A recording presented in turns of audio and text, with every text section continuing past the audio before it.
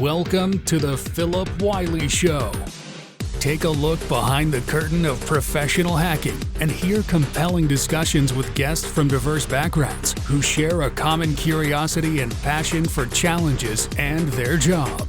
And now, here's your host, offensive security professional, educator, mentor, and author, Phillip Wylie.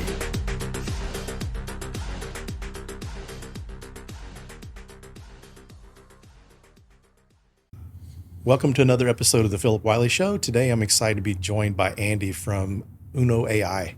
So it's pretty interesting in the industry how people have leveraged automation over the years. A prime example is Jeff Foley that created a mass script for doing reconnaissance in OSINT. That he created, why he created that tool was as a network administrator, he created tools and ways to automate the redundant and boring tasks so he could spend his time on more interesting stuff. And which this tool's really evolved. And it's really nice that the guy has kept it community-based so anyone can use it for free. But a lot of other companies have turned around, or other people have taken these products and started companies. So it's very fascinating to see how people have been automating stuff. And it seems like AI is the next level in this automation. With Chat GPT and the generative AI, really being available to the public like the fall before last, and everyone kind of got into it. I remember what got me interested in Chat GPT is I saw someone who wrote a script. They did this script. It was someone as a defensive security professional, same area of cybersecurity I'm in, saw them do this and said, wow, I've got to learn more about this. And just seeing some products out there, I worked for a company that was an external attack surface management company. They were using NLP, machine learning, and AI for their tool. They would figure out how to script it, do it easier, detect the vulnerability faster than the vulnerability scanner, script it, and then they would go from scripting it to automating it with AI. So it's really interesting to see that. So I really look forward to our conversation, Andy, if you wouldn't mind sharing your origin story, because cybersecurity professionals, we're kind of like superheroes, and all superheroes have an origin story. So why don't you share yours? Yeah, so I've been working in cybersecurity about close to 10 years now, right? Before that, I was sort of in more kind of traditional tech. I've had sort of two careers. I was a semi-professional rower before business school. I say semi-pro because I would make money, but when you make $5,000 a year, that can't be kind of your full-time gig. So I had a full career in real estate on the sort of the more traditional professional side while I was rowing, and then went to business school and spent a little bit of time on Wall Street, and then kind of but could even see on Wall Street what was happening with technology, right? Just absolutely disrupting that entire industry. Obviously you look at what a trader does today versus what a trader did in the mid-90s. Open call markets, if you've seen trading places, they're screaming out orders, right? Versus traders today, they're sitting in front of Bloomberg terminals, maybe on the phone with other individuals, but almost all that trading is happening electronically, sometimes with the press of a button, but increasingly the funds and the firms that are winning there, no human is pressing that button, right? They're trading in milliseconds, right? And so I could see that transition in Wall Street, and I'm like, hey, this game is over here, right? And being a human working here, I'm not sure that I'm gonna be the winner here, right? So kind of moved into a more traditional tech space, and had first I knew a lot of real estate, so I worked first in real estate technology, and then eventually into cybersecurity, just because I thought it was the most fun and interesting. It's the land of broken toys. It's sort of, you get to look at all these different things. So. Yeah, it's definitely a good description of land of broken toys, or makes you think of the cartoon Land of Misfit Toys. But yeah, it's an interesting area with lots of opportunities. So yeah, you definitely picked something that definitely needs the help. So was there anything specific about cybersecurity that interests you? Yeah, so I was actually a history major, right? And so I think it was, just kind of, there's so many sort of interesting intersections of different pieces here in cybersecurity. You sort of have this geopolitical overplay where, it's the latest, iteration of the Cold War happening right now, with the sort of great powers essentially battling each other on a daily basis in the cyber ecosystem. So that was quite interesting. I also just was fascinated by kind of like the history of technology and sort of how things happen and sort of unintended consequences. So that was, another sort of hook there, right?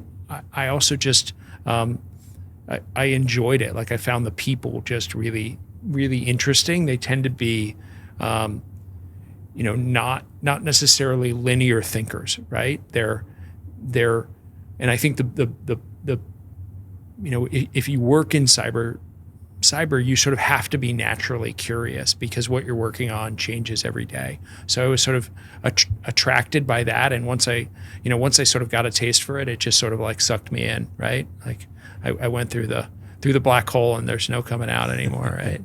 So what type of cybersecurity stuff did you start out doing? Yeah, so my first role in cyber was for kind of an interesting company called Dispel, and they did a lot of stuff using moving target defense. So they would spin up these networks of cloud in cloud environments, and then create essentially like VPN, single-use VPN tunnels, which was very useful for kind of allowing access to sensitive areas.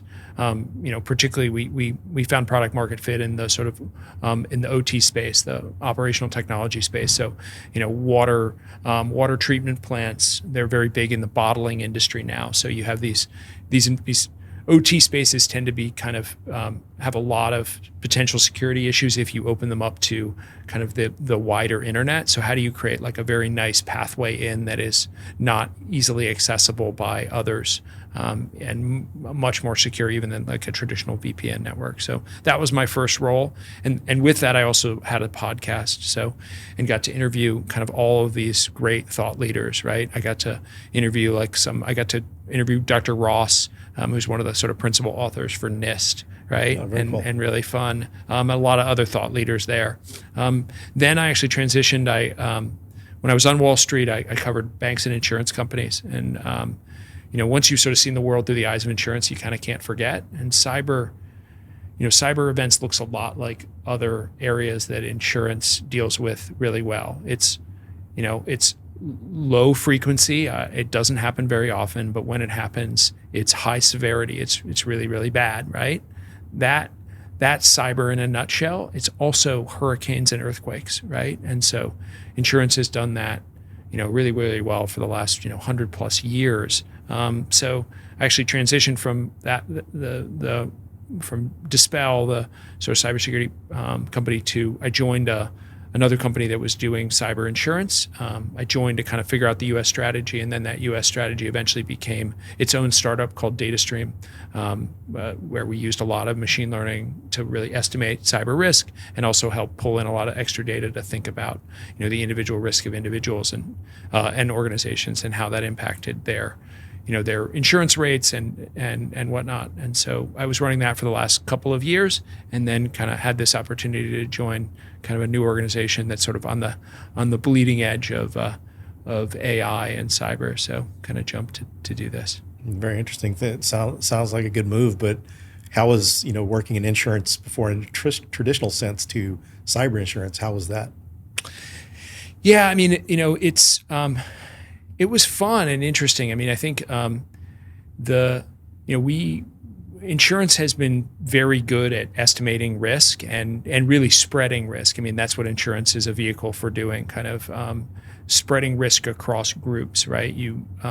But also to some degree reducing risk, because as part of that analysis and risk estimation, you often understand the various pieces that are driving losses, right? So perhaps the most famous example was, an example from almost 100 years ago with steam boilers, right? So steam boilers, kind of early days were blowing up left, right, and center, right? And with truly deadly consequences, right?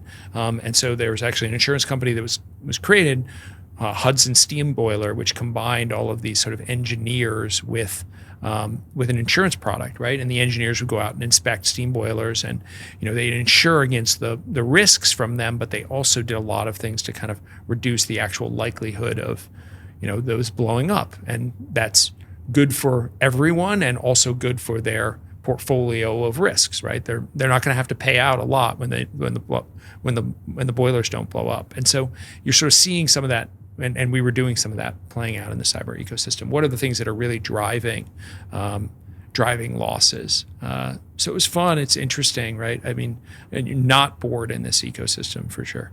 Yeah, it's definitely something that's gotten pretty popular, especially with ransomware and stuff, people getting the cyber insurance. Yeah. I mean, I think if you are, I think every organization should have it, right? I mean, I'm not selling insurance anymore, but I think you're crazy as an organization, even a very small business. It's surprisingly inexpensive, but yeah. Makes sense. And I would imagine in some cases, say like someone was going to be, they need to be SOC 2 compliant, they would probably have to have some type of cyber insurance, I would imagine. You're starting to see it as a requirement for sure for a lot of organizations, right? Particularly for small organizations working to be suppliers for larger ones, having $1 million or even $10 million of coverage, right, is useful. Yeah, I've heard of some companies too in the cyber insurance space doing like ransomware negotiations. If you can find cyber insurance that includes that. Yeah. Oh, yeah. A good policy is going to absolutely cover ransomware, and the insurance agents, the insurance companies, and their subcontractors ultimately are doing a lot of those negotiations, right? And so I think one of the things that was particularly interesting, you really start to so many of the folks who are working in cybersecurity, right, are spending the vast majority of their time on the defensive side, right, and thinking about these attacks and what could happen in a very theoretical way. The interesting thing about being on that other side was you actually saw what happened, both from a monetary perspective, but also a logistical perspective, and what was it like. The emotional toll that took on folks, right? And it's hard to overestimate how damaging those events can be, right? Particularly for small and medium-sized businesses. I mean, truly like business ending, and in many cases for a small business, that means, personal bankruptcy for individuals, or, very, very close to it, right? It's just can decimate people's lives. It's just awful. Right? Yeah, it's just amazing what cyber attacks can do. If you think back to like September 11th and just the whole part of business continuity and disaster recovery, these companies, this is kind of these incidents, if you're out of production long enough, you can go out of business pretty quickly. Yeah, completely. And I think one of the things that spending time there, right, and literally I also had another podcast and interviewed a lot of incident responders and cyber victims, was, the sort of message that I kept hearing is that there's not, it's not, what they needed to do to really protect themselves was not that earth-shattering, right? They needed to do the basics, and they needed to do it consistently across their entire organization, right? And it's sort of like it was a job that they knew they needed to do and never had the time or the resources to get to. And that was what particularly kind of intrigued me by what Uno was doing and the potential that AI co-pilots have, right? Because it's suddenly, just a massive force multiplier for the practitioners in this ecosystem, and the ability to essentially scale up the jobs that they are doing in a big way to allow kind of that to happen across, many more organizations and within organizations in a way that we kind of all know needs to happen, but just haven't had the resources to do. Yeah, I can imagine, because so many companies have a hard time finding people, budget cuts and all this, and you need to be able to scale. So what is Uno AI doing to help scale those functions? Yeah, so our core product is a cyber AI co-pilot, right? And essentially it's there to assist security practitioners with a lot of their kind of repetitive and tedious tasks, right? And so there's a number of kind of areas that we've first focused on, right? So one in particular would be around vulnerability management, right? So there's lots of vulnerability scanners and kind of identifying your what vulnerabilities you have in an organization, but also if you've ever sat with the security team, you start to see how many vulnerabilities they have, and it's often measured in the thousands, if not tens of thousands, right? And and then even within sort of critical vulnerabilities, there's potentially hundreds of those, right? And so the process for actually force ranking those, triaging those, and then the steps further down the line to actually remediate them are onerous. There's a lot of manual, repetitive tasks there. They've got to look at a vulnerability, understand where in their organization it actually sits, how problematic would it be if that vulnerability is exploited. Also, what would it look like if I actually if I upgraded to a new patch, right? That testing, right? It's not as simple as saying, yes, Apple, please install this patch while I sleep at night, right? There's more significant issues with rolling that out. But then also, all the research that needs to be done, as those vulnerabilities, you get guidance from the vendor. There may be, 50 pages of detail about, that patch and guidance, et cetera, in different systems. So reading through that, is just hugely time consuming. So, our bot can kind of take a lot of that, summarize it, give you guidance, show what the blast radius, show where it looks, show where it is in your environment, all of those pieces, report on that, literally write the report about the decisions you made, all the things that again, are slowing you down, right? And I think to sort of double click on something that you said earlier, right? We're in this sort of next phase of automation or artificial intelligence, right? And I think the sort of excitement around Chat GPT has, in some ways, democratized the ability for individuals to use some of these tools, in a way that previously was sort of reserved for those who were able to code, able to understand, some of the very specific languages, truly the experts. Now, not only can some of these large language models do things around generating new text, but they can actually provide a huge amount of those pieces to make someone using, I'm a history major, but able to interact with these systems and ask, with the assistance of a large language model, to create code that is runnable, is usable, right? And that I'm incredibly fascinated with. And you've seen over time when that has happened, when you've seen sort of a democratization of core technologies, that's just the explosive impact it's had across, the world, right? And I live very, very close to the Computer History Museum, so I go and look at it, and you see, if you roll back, the impact of sort of cloud, right, and what happened there, and AWS in particular essentially democratized that, the ability for organizations to use it. Suddenly, you now have just this explosion of SaaS tools that can do all sorts of things, because again, you the ability to get the core infrastructure to run those systems available drops in price, increases in availability. The same for the internet, and the explosion in kind of capabilities that happened kind of in the, it's not the early days of the internet. The internet has been around since the 70s, but it was really in the late 90s and the 2000s. And then you go back, the PC kind of again and again and again, when you see this kind of entrance of a new technology, and when it reaches a point where now it can see mass adoption, just explodes. And I think that's what Chat GPT in the last year has started to create of oh my gosh, everyone and every business is going to be able to take and do stuff with this, and we can't even predict what that's going to be, but it's going to be big. Yeah. And one of the things too, just the access to people, like you kind of mentioned, that didn't have access to it before, are able to come out with different ways. Just like going back to that script that I saw once someone write this script for pen testing, that the more you see people that are working in these backgrounds that didn't have access to that, the things that they're doing now that kind of influence and encourage and inspire other people to see what capabilities come out of it. Yeah, I think. Now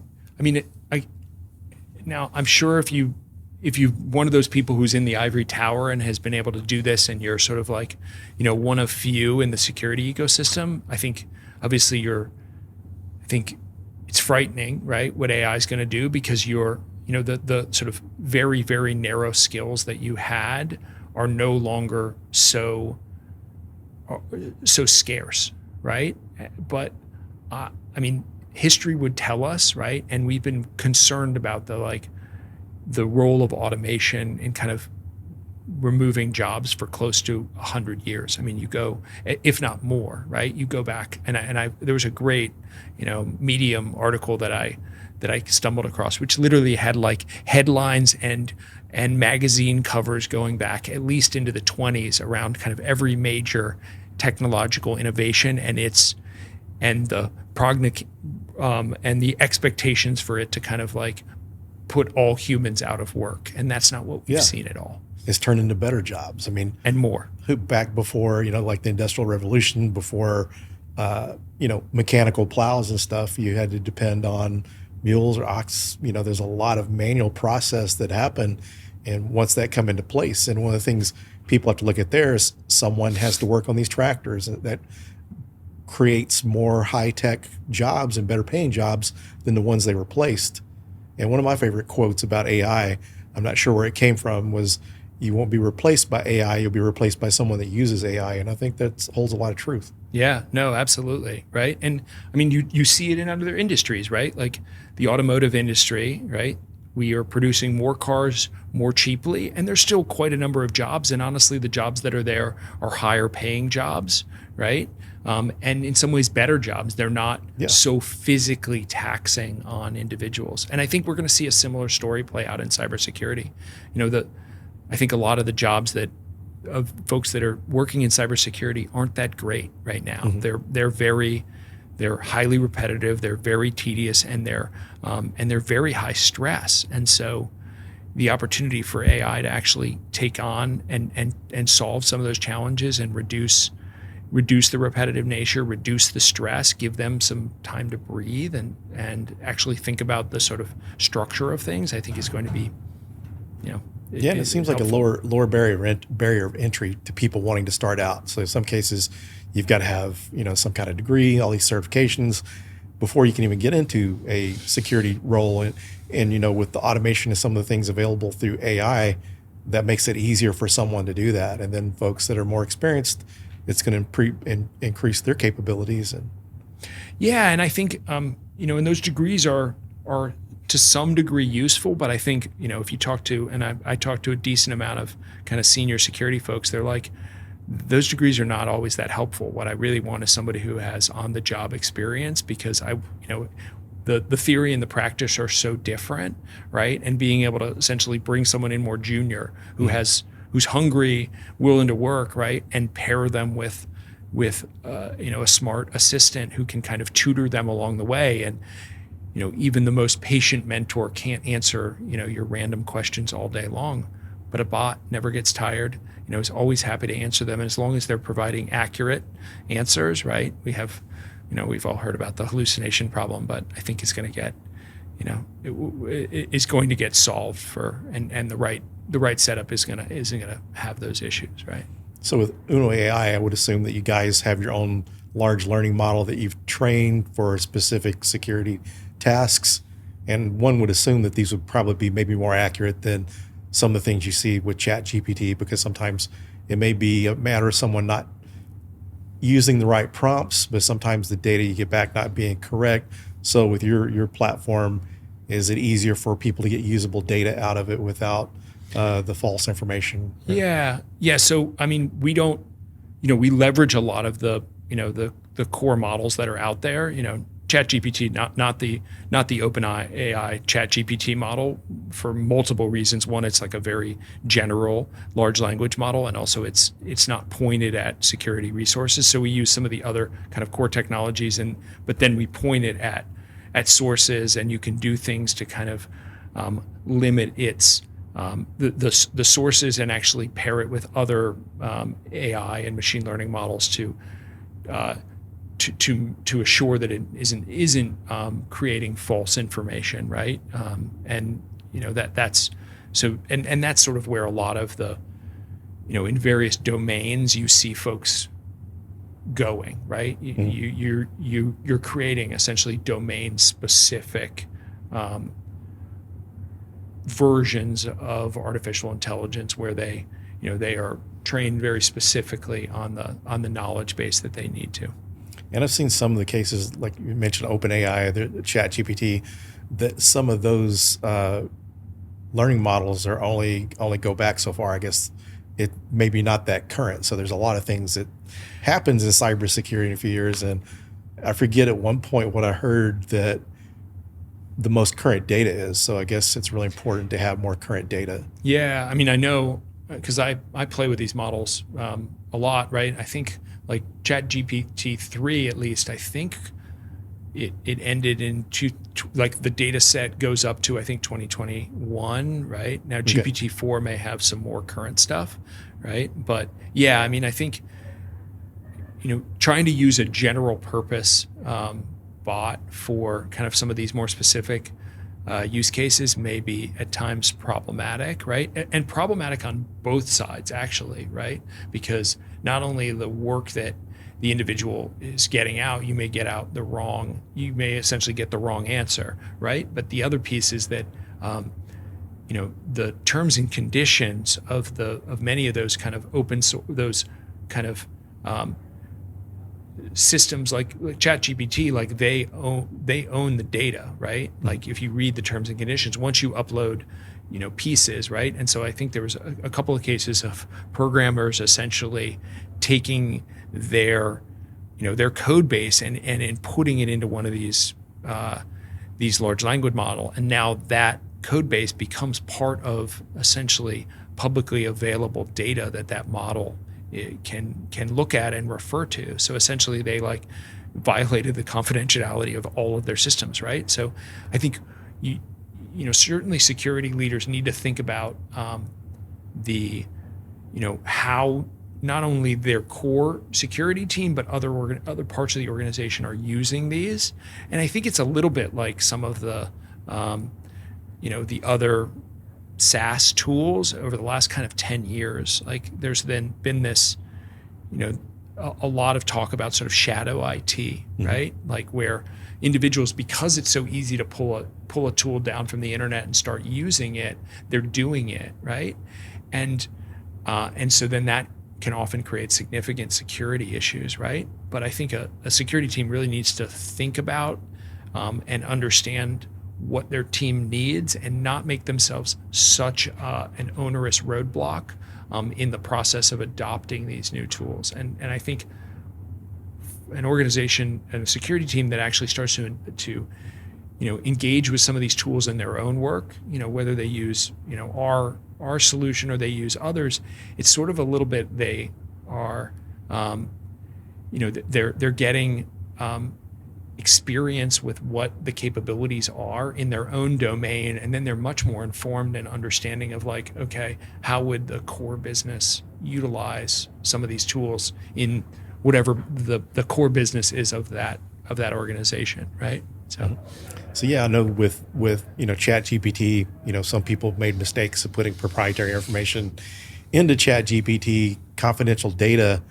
So I guess with your platform, is this something that they would need to be careful when they're entering this data, or is it a little more secure than something like Chat GPT? Oh yeah, and what we've really, in the background of our team has been in building kind of enterprise software for the last 20 plus years, right? And so it's really up to an organization how they set up their system. I mean, our core belief is that you as an organization own your own data, right? So you it can live on-prem, it can live your own instance of our system, right? But in one of the cloud environments, and we support multiple cloud environments, right? And then there's some decisions around whether you want to allow us to learn off the patterns of what you're seeing and how much you want to participate in that, or whether you don't want that at all to happen, right? And but but of course, right, like not leaking your data into an ecosystem. Like that's core to kind of the what we're building. We appreciate in great detail that concern. So is Uno AI a platform usable by pen testers or offensive security professionals? Is this something that, because Chat GPT, it'll tell you this is not legal, you shouldn't do this, and you have to do prompts like I'm a pen tester, set that persona when you're doing that. Is there any kind of security measures in Uno AI, or is it easier? Yeah, so it is not open to the public, right? Yeah. So we only engage with like very, with specific clients who then get access, for their team members, right? And our setup has not been kind of on the offensive side, right? It really is on the defensive side. So there are, plenty of offensive tools out there, right? And I'm sure that there's an easier way to kind of for nefarious actors to get to what they're needing to do, from the many tools out there, right? So it's not a huge concern of ours, right? But obviously, but you're not going to get access to the system unless you're like a verified user of one of our clients. Yeah, that's good, because even if you did have offensive capabilities, at least you know who's using it. It's not some nation state or cyber criminal using it, so you're controlling access. Yeah, cool. Well, Phillip, what else? This has been really fun. Yeah. So is there anything else that you could share about Uno AI? Or? Yeah, I mean, we're just, we're early. We've been building the product for a couple of years, but with some sort of initial clients who've really helped us along that journey, right? And the product really grew out of kind of hundreds of conversations with security leaders around kind of the problems that weren't getting solved by them. But if this is a space that that security leaders are thinking about and trying to understand how they adopt AI into some of their functions and think about a co-pilot, give us, ping us, right? We're not that hard to find us on LinkedIn, et cetera. And we'd love to have a chat, right? Yeah. I think, a co-pilot your way is kind of how we've been described by different folks. So. Yeah, sounds very interesting. And for the folks listening, there'll be links to the Uno AI website, as well as any kind of social media links and so forth. So thanks for taking time to join me today. It was very interesting hearing about your product, and always fun to talk about security and AI. Yeah. So, thanks, Phillip. This is fun. Yeah, thank you. Cheers. Thanks, everyone, and we'll see you on the next episode. Thank you for listening to the Phillip Wylie Show. Make sure you subscribe so you don't miss any future episodes. In the meantime, to learn more about Phillip, go to thehackermaker.com and connect with him on LinkedIn and Twitter @Phillip Wylie. Until next time.